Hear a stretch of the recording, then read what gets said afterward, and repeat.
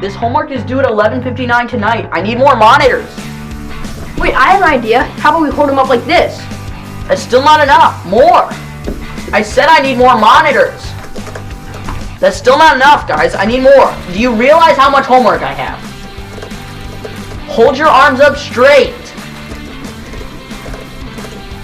Straight! What happened? Too heavy. Wait, I have an idea. A perfect place to go. Come on, follow me.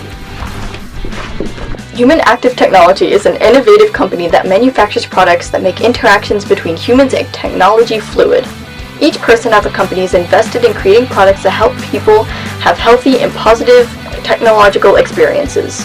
HAT engineers products that help people be more productive in the workplace.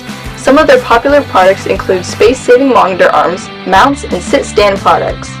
HAT not only produces quality products, but they also can custom-make products to fit their customers' needs. My name is Pat Fox, and I am a manufacturing engineer. My job is to make things work, is really what it comes down to. We have a team of engineers who design things, products to be sold to customers, and my job is to take their dream and their designs and figure out a functional way to produce the product. My name is Eric Schultz. I run the manual machine. My job here is to make fixturing and to make prototypes. Engineers will come up with an idea.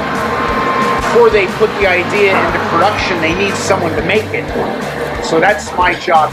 I work in the purchasing department. I'm a senior buyer, so pretty much I buy anything that relates to what we purchase here in terms of anything that goes into our tables, the desk, monitor arms, anything like that. So I buy all the little components that go into it. After those parts are produced, they may need a few modifications, so we have a machine shop that helps us out with modifying the parts.